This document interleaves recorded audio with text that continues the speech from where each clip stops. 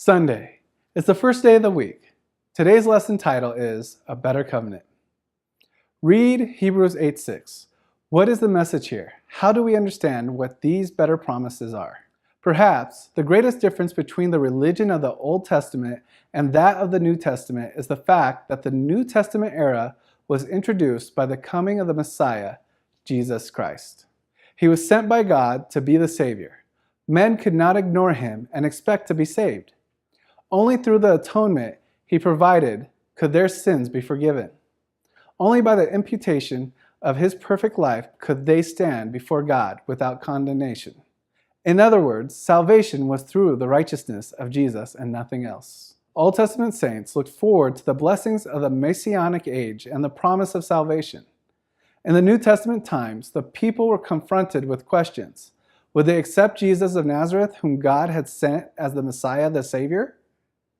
If they believed in him, that is, if they accepted him for who he truly was, committed themselves to him, they would be saved through the righteousness that he offered them freely.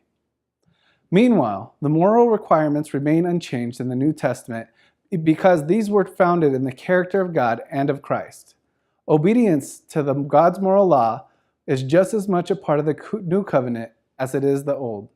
At the same time, the entire body of ritual and ceremonial laws were distinctly Israelite and were distinctly tied to the Old Covenant and all pointed to Jesus and to his death and ministry as high priest were discontinued.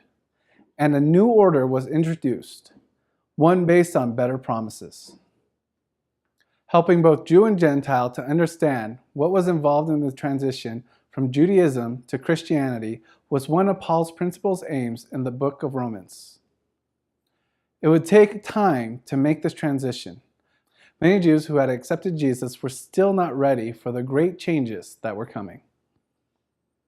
What are some of your favorite Bible promises? How often do you claim them? What choices are you making that can stand in the way of having these promises fulfilled in your life? Thank you for watching, and don't forget to hit the like button and subscribe.